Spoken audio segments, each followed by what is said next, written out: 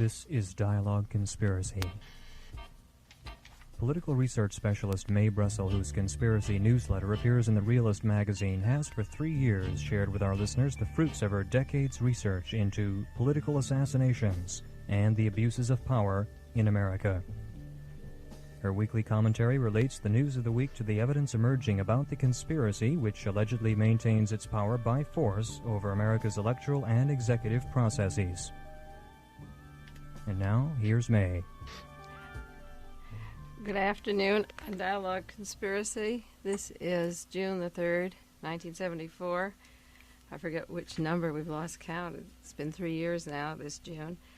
We'll give a brief few-minute summary of the Patricia Hearst case up to date, but we're going on to some other matters that are equally as important. We've been doing this for about 20 weeks now, the SLA, and a lot of you know the material we've been covering, and I'm writing about the current time. I just want to go into the last thoughts about it in the last week because, to summarize what's been happening, Patricia Hearst was last seen early Saturday morning on May the 18th in the early morning hours with Emily and Bill Harris. They're two narcotic informers for Indiana, college graduates, spoken of in the press as actually her peers, graduate teachers, so she is in safe hands, in quote, safe. They were seen last kidnapping a gentleman and going for a ride for a few brief moments, at the most 2 hours, some say 20 minutes, in a Lincoln Continental, and they took $250 from him. And he left them off on foot, and that is the last, that motley crowd, Mr. and Mrs. Harris and Patricia, without a vehicle, were left off in Griffith Park on Saturday, May 18th. On Sunday night, you can have a choice. There's two Patricias, like there were two Donald DeFreeze. You can have a choice. Sunday evening, she was seen with two black men and went to a woman who she allegedly assaulted or threatened with, "Do you want to die?" And one of the gentlemen cut the woman's dress. The police aren't looking for these two men, but Patricia was charged with a crime that would give her life in prison for this little scene. So you have your sightings of Patricia Hearst. They're like the UFOs now. Some people were picked up in Hawaii. You can see her with two black men or two white, male and female, and it's become a big industry. The law enforcement have spent $5 million so far on this particular escapade. Romero and Little are sitting in jail, allegedly the ones who killed Dr. Marcus Foster. So for an investment of $10,000 robbery at a bank in San Francisco, there's a $5 million industry of police and sightings, law enforcement on the move. And there are a lot of Vietnam veterans who came home that need jobs in law enforcement. A lot of police people on the lookout. It's a business in itself. The Patricia Hearst sightings or SLA sightings will become a major industry. 10 of the SLA plus Patty are supposed to be the existing party. 6 were burned alive, 2 are in prison, and 2 are on the loose with Patricia Hearst. And that consists, if the media would tell you the truth, the SLA. There's a cast of about 25 that I'm writing up now. Agents of the CIA, the Los Angeles Police Department, the San Francisco and Oakland Police Department, and the Direct Department of Corrections that provided the safe house, the weapons, the entire teamwork that made this little escapade possible that's grown into the $5 million industry. The first report after the shooting, if you remember, was that they were all shot at a long distance. That was the first account of the coroner, Dr. Thomas Noguchi, in Los Angeles. He came out with another report 1 or 2 days later that Donald DeFreeze shot himself in the head. Camila Hall was shot between the eyes at close range, and Nancy Ling Perry was shot in the back and it severed her spinal cord. All of these were close shots, too close for a long-distance police team to shoot through a plaster wall that they died immediately. And on last week's show, if you heard it, I suggested that evidence would come later that these people were murdered at close range, and the building was set on fire to hide the tracks behind them. Nancy Ling Perry's body this last week was cremated. The ashes are scattered in the ocean, the Pacific Ocean.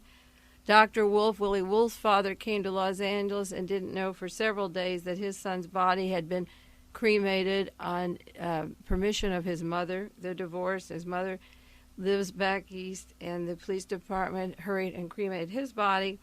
And last night, the Reuters news service carried a story which was not in the Associated Press or United Press, that Singu's body went back to Cleveland and the head and the fingers were removed from the body. His brother believed that they had not actually put the body in there of Donald DeFreeze. We have the same escapade that we had with Lee Harvey Oswald's body. We have two Donald DeFreeze like we had two Lee Harvey Oswalds. So the question is, what is the Los Angeles Police Department doing with the head and fingers of Donald DeFreeze? We have to see. Dr. Wolf flew out from Pennsylvania. I had called him last Thursday, a week ago Thursday. He hadn't heard of the Louis Tackwood book, the Glass House tapes, or Don Freed's research, or the collusion of the law enforcement in the state of California in this particular case. He flew out to California. He had several press conferences with Dr. Thomas Noguchi. The first report was that there would not be a coroner's inquest. But in lieu of a lot of evidence coming in, I'm sure that there will be demanded an inquest into what happened in the house in Los Angeles.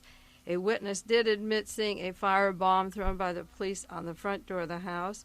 The fire department was not allowed into the area to put out the fire. The pecking order in a situation like this is the fire comes first, the policeman second. The police teams guarded off the street and would not let the fire department enter until the building was burned down. The house was set up for a rest. The woman, a Mrs. Johnson, who rented there, was in San Francisco and met the people ahead of time and arranged for them to come to this house. And she knew of an area that was cut out in the bottom of the floor where they brought in large boxes the day before Thursday afternoon, which would be terribly suspicious. And the cover story in the media was that they found an axe and cut a hole to get underneath the floor. And you know that in a time of panic like that, it'd be just too convenient to be arranging this. Well, it turns out this house was set up and Ms. Johnson had been in San Francisco. So the Los Angeles Police Department is involved. The story will unravel, but I'm not going to do too much about it now. The police department, the SWAT team, found themselves responsible for the arrest. They became the judge and jury, and they became the executioner. We'll do more next week. But while we're talking about the SLA, some very important matters are slipping by, because the SLA is only a tip of the iceberg in the national picture, and we have to take time out like we used to do format on the shows before the SLA surfaced and go into some serious matters. The Washington Post, May 26, 1974, has a large article. It's 3/4 of the page of the newspaper, so you know that's a long article. It's not a little column. And it's written by a man called Amitai Etzioni, Amitai Etzioni. And he comes from Columbia University and is director for the Center for Policy Research, which a little investigative work would be translated into LEAA or CIA. Now, what was Mr. Etzioni writing about that got 3/4 of a page in the Washington Post on a Sunday?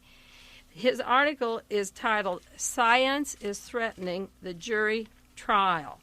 And he cites the examples of the selection of the jury in recent cases that were political cases, and the fact that the defense attorneys are using social workers or psychiatrists or to figure out the mind of the jury while they make their selections. In other words, you have several peremptory challenges you can throw out. So he says science, this is science threatening the jury trial. And he cites the case of the Harrisburg 7, Camden 28, the Gainesville 8, the Attica trial coming up, and the American Indian trial in St. Paul. And what he says is the trouble is that the technique of choosing the jury now raises serious doubts about the jury system, because he says the defense is using the advantages of sociologists and psychologists to help with jury selection. Well, until now, all the landed gentry of this country selected the landowners as the jurors, so it obviously was not a cross jury of peers at any time. But now that the tables are turned, the Harrisburg case, the Camden, Gainesville, Attica, American Indian, he says the defense has an advantage. And the prosecution, he claims, is getting fed up with losing the cases. I'm quoting, recent spate of acquittals demonstrates the impact of psyching out potential jurors can have on the decision. Now, what he's really saying that in a racist America where the cards are always stacked, and for the first time you have minority lawyers stepping into the cases, or you have lawyers interested in minority cases, or the anti-war case, men like Mr. Kunstler, where you have lawyers coming in and defending Charles Gary, the oppressed, then the table is turned and these people can't stand losing some of these trials. The government trials were rigged to begin with. Agent provocateurs were brought in every one of these cases. The victims were always the poor, people protesting the war, and now he claims that this kind of defense of psyching out a jury is tampering the jury trial. Now, he argues that the jury selection becomes too costly. Always the public relations pitch is, we'll save you money by not selecting the jury in this fashion. He says there's too many peremptory challenges and suggests the possibility that maybe the judge alone should select the jury. Now, that was tried out in California, the home of mass murders and mass conspiracies, in the case of Edmund Kemper. I don't remember the Herbert Mullen case. I think the jury selection there was very secretive and quick also, but I know the mass murder, Edmund Kemper, the mental patient who was manipulated by the law enforcement and the authorities here, did not get a jury selected at large. It was the judge was taken in a separate chamber. So in California, we experimented with the judge selecting the jury. They don't tell you, see, in the defense of the case that one of the police chiefs in Santa Cruz was trying to fix Kemper up with his niece at all this time while these in the middle of his stream of mass murders or anything like that. But the suggestion is that the judge here should select the jury, which is very dangerous, as seen and tested in Santa Cruz, California. Now, the argument is that the jury is considered a major cause of rising costs, and it delays the courtroom. It slows the process of court. Now, he closes the article with this sentence: the district attorneys or the U.S. attorneys cannot be expected to stand by and do nothing while the defendants in the most serious cases buy themselves a significant edge in trial after trial.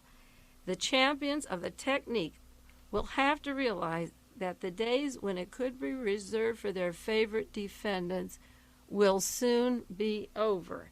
Now, where Mr. Etzioni gets the authority to say that these days are over and the DA and the U.S. Attorney will prosecute as they want is a very interesting question that involves investigation of the Center for Policy Research at Columbia. Because in September 1970, in the New York Times, for those of you that do research or look this up, September 13th, 1970, in the Los Angeles Times, or September the 8th, 1970, in the New York Times, I've referred to the articles on the writing of the new Constitution, and this Constitution was set up to go into effect in 1972 after the mandate of Nixon and this administration. And because we have had a slowdown in Washington of this police state, temporarily slowed down with the Watergate investigations, all these sneaky little things around the Constitution are getting passed or pushed in the public's eye one by one. Now, 1970, what the plan was of trial by jury, one of the Constitution provisions was where we currently have 50 states. The country would be broken into 20 republics, and I have dates from Time magazine recently of the republics. The nation has been divided already into 20 large geographical areas to do away with a lot of the smaller states. And one of the things that the new Constitution would do would take no Bill of Rights any longer, no trial by jury, no right to bear arms, and no guarantee of a right to privacy. Well, we know what that is through the Watergate exposures. But one of the experts, there are 150 experts that helped to write the new Constitution, and one of those experts included Warren Burger. He wasn't appointed the Chief Justice of the Supreme Court yet, but he went to Santa Barbara, the center where this Constitution was written up. And it was Warren Burger alone whose name is attached to the fact that he persuaded